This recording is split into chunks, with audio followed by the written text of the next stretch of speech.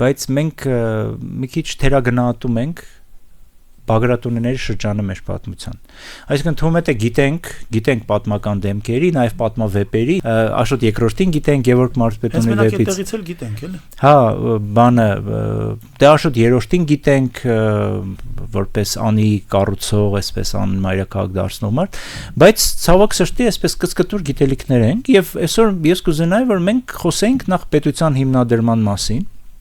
եւ նաեւ հիմնադրի մասին։ Աշոտ առաջինի մասին, որը կարծում եմ, որ արժանի է իր մասին իմանալու, իր մասին խոսելու, բայց ցավոք սրտի այդքան էլ պոպուլյար չի, այսպես մեր լեզվով ասելու, ինչպես այն երկու իր անվանակիցները։ Եվ կուզենայի սկսեի, գիտես ինչ հարցից, ինչ պայմաններ էին, դառնապես ինչպիսին էր միջավայրը 9-րդ դարի կեսերին երևի, որը տվեց հնարավորություն մեզ ստեղծել պետականություն, որովհետև այնուամենայնիվ պետք է ընդունենք, որ միջև դա էլ մարդիկ, ասենք հայկական էլիտան վերնախավը փորձեր կատարել է պետություն ստեղծելու, բայց չի հաջողվել։ Եվ վերջապես 400 տարի հետո Արշակունիների դինաստիայի անկումից հետո, Արշակունիների պետության անկումից հետո մենք ունենում ենք պետականություն։ Ինչ պայմաններ կային դրա համար։ Արաբական տիրապետությունը Հայաստանում ընդհանուր մոտ 160 տարի տևեց, եթե հաշվենք Հայաստանի փաստական ամբողջական նվաճումից 700 թվից եւ մինչեւ 862-ը մոտ 160 տարի մի քիչ ավել եւ այդ ամբողջ շրջանում ժողովրդի կեղեքումներ, արտագաղթեր, բռնագաղթեր եւ այլն, բայց մի բան կարմիր գծով գնում էր այդ ընթացքում, կար երկրում մի տոհմ, որը հստակ գիտեր իր անելիքը, դա Բագրատունիների տոհմն էր։ Եվ սկսած արաբական տիրապետության առաջին տարիներից եւ մինչեւ 850-ականների կեսերը այս տոհմը շատ հստակ քաղաքականություն էր վարում արաբների նկատմամբ եւ նույնիսկ փաստագրված ունենք Ղևոնդի պատմության մեջ, թե ինչպես է օրինակ արաբական տիրապետության սկզբնական շրջանում Աշոտ իշխանը Բագրատունի ապստամբել ցանկացողներին հորդորում ժամանակը չէ, ասում է, արաբները դեռ շատ հզոր են, պետք չէ հիմա ապստամբել, պետք է սպասել ավելի հարմար վիճակի։ Այսինքն այսպես խելացի քաղաքականությամբ իրենք սպասում են այդ հարմար վիճակին։ Արաբական խալիֆայությանը այսպիսի խոհեմ իշխանական տոհմի հետ հարաբերվելը բավական հեշտ էր։ Իրենք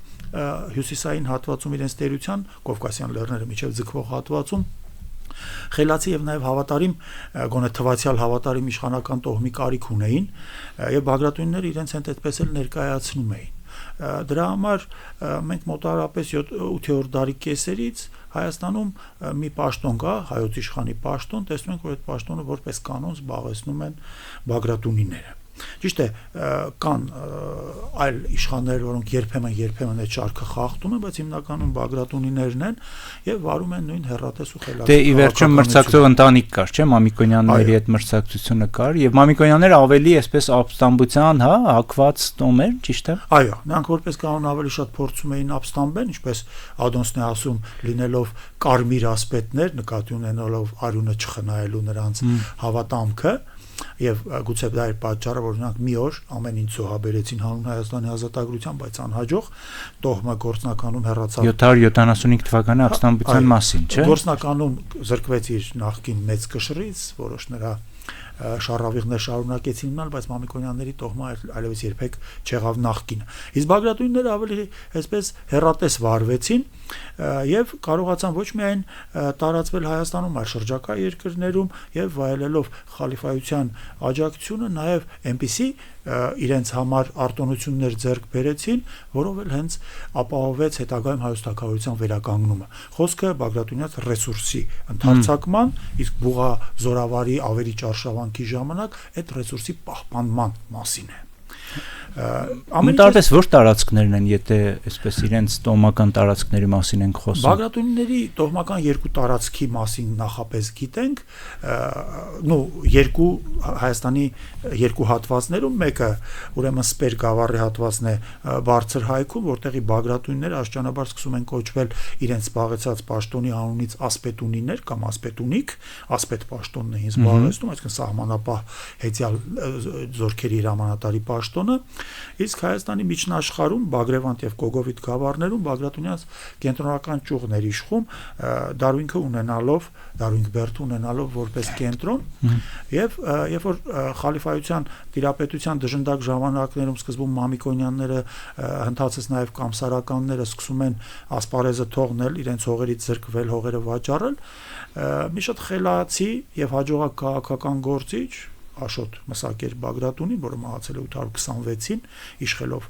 802-ից սկսում է թողերը յուրացնել, գնելով կամ երբեմն եթե պետք է լինում զորքով, զենքի ուժով, եւ ըստ էության մի քանի տարիների ընթացքում Աշոտ Մսակերին հաջողվում է իր իշխանության տակ միավորել Այրարատի մեծ հատվածը, Մոկած աշխարհը, Տայոց աշխարհը,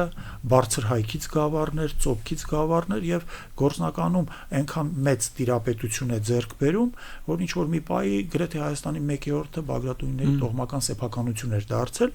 եւ պատկերացնում եք, որ այսպիսի տարածքը ապահովում էր նրա համար նաեւ մարդկային եւ տնտեսական խոշոր ռեսուրսներ, իսկ քանի որ նաեւ կար խալիֆայության քաղաքական հովանավորությունը, այս տոհմը դառնում է ուղակի արտոնյալ տոհմ այդ ժամանակներում։ Եվ ահա, երբ որ Աշոտ Մսակերը մահանում է, իր հաջորդը արդեն Բագրատունին դնում է իր առաջ ավելի մեծ նպատակներ։ Եթե Աշոտ Մսակերը ուրեմն հայոց իշխան էր, սա ձեռք է բերում հայոց ընդհանրապես իշխանած իշխանի պաշտոն, որը բացում ենք որպես հայոց վրաց եւ աղվանից իշխանած իշխան, գործնականում նրան է հանձնվում արաբական խալիֆայության ողջ Արմենիա վարչական շրջանը, որը Հայաստանի անունից էր կոչվում եւ իր մեջ ընդգրկում էր Հայաստանի տարածքներից բացի Վիրքը, Աղվանքը եւ Հարավային Դաղստանը։ Եվ ահա Բագրատունին էլ արաբների հետ արշավում է դեպի Տրապիզոն, ձեռք է բերում մեծ ավար, մեծ վստահություն եւ գործնականում հասնում է մի փուլ, մոտարապես դա 847-48 թվականներն են, երբ որ նա արդեն սկսում է արաբ պաշտոնյաներին այլևս համարելով, որ իր հզորությունը այնպիսին է, որ նա կարող է այլևս նրանց չենթարկվել։ Դրա համար իհարկե նա դաժանորեն պատժվեց, խաբեությամբ գերեվարեցին եւ տեղափոխեցին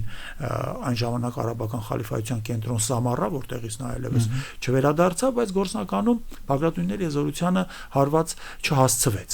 Մի շատ խելացի կերպար կար Բագրատի եղբայրը, որը հայոց սպարապետն էր, Շիրակի տերը այդ պահին, որովհետև Բագրատունյան տիրույթներն էլ Աշոտ Մսակերից հետո երկու մասի բաժանվեցին, Շիրակի հատված եւ Տարոնի հատված։ Շիրակում նստում էր սպարապետը, Տարոնում հայոց իշխանը եւ ահա Շիրակի տերը գնաց այդ պահին պատժիչ զորքով խալիֆայության կողմից Հայաստան ուղարկված Բուղազորավարի մոտ եւ հավատարմության իր ուխտը վերահաստատեց եւ այսպես ասում է Բուղան ավերելով պատտվում էր ամբողջ Հայաստանով եւ Անդրկովկասով եւ Սմբատ սպարապետին հաջողվեց իր տիրույթները պահպանել անխաթար վիճակում։ Եվ երբ որ Բուղան վերադարձավ, մեծ գերեվարություններ անորոշ Սմբատին էլ հետո հետը գերեվարեց տարավ, բայց արդյունքը եղավ այն, որ Հայաստանի տարածքների մեծ մասը մնաց անխաթար, հատկապես Բագրատունիների հատվածը ստացվեց, որ այդ ավերակ դարձած Վիրքում, Աղվանքում,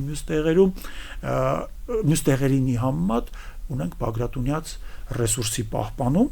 եւ հենց այս ռեսուրսի վրա է որ քաղաքական ասպարեզը իջնում, ապագա հայոց պետականության հիմնադիրը Աշոտ Սմբատի որդին Աշոտ Բագրատուն։ Իսկ Սմբատի այս քաղաքականությունը Բուղայի այդ դաշինքը եւ այլն, ընդհանրապես ոնց ենք մենք ընկալում հայ պատմագրությունը իրեն դավաճան համարում է, իրեն հակառակորդի այդ դաշնակից է համարում, ինչ։ Ասեմ, որ նախքան ինձ, որ այս թեմաներին անդրադարձա եւ գրեցի այս մասին, ես եթե իմ փորձառությունն ասեմ, որովհետեւ այս մասին գրված չեմ տեսել։ Դա այսպես որոշակիորեն չքննարկված թեմա է, թեև աղբյուրներում արձանագրված, բայց տեսեք, մեր միջնադարյան պատմության վերաբերյալ չկա այն մտասևեռումը Դավաճանի եւ Հերոսի փնտրտուքի, դրա համար շատ հաճախ կան բաներ, հիմա շատ հետաքրքիր բան ասեմ, որ կարելի է ինչ-որ մի բան համարել դավաճանական արարք, բայց քանի որ խոսքը հետագայում հաջողած գործիչի մասին է, նրա գործած որևէ չարիքը հաճախ անտեսվում է։ Եվ օրինակ մենք գիտենք, որ Աշոտ մեծը, ապագա թագավորության հիմնադիրը, մի արարք է գործել, որը եթե նա, ասենք, հետագայում անհաջողության մատնվեր, անպայման հիշվելու էր որպես դավաճանական արարք, խոսքը Մամիկոնյան տոհմից քուրդիկի գլխատելու եւ գլուխը խալիֆայություն ուղարկելու մասին է։ Քուրդիկը գերությունից փախուստիով եկել էր, գնացել էր իր գավառը, որը Բագրևանտի մի հատվածում էր, եւ ահա Աշոտ մեծը գլուխը կտրում ուղարկում է խալիֆային, ասում է, որ ուզում էր փախչել, բռնեցի եւ գլխատեցի, պատմիչը փորձում է արդարացնել, թե արդեն մեռած էր, երբ որ Աշոտի մարդիկ տեղ հասան, ուզելով ասել, թե մահացածի գլուխն է կտրել, այսինքն սպանություն չկա, դա որպես ճարպկություն է կատարել այդ արարքը, բայց գործնականում արվել է շատ ծանր քայլ, եւ այդ քայլի դիմաց նա ստացել է Մամիկոնյանների այդ տիրույթը Բագրևանդի հատվածում,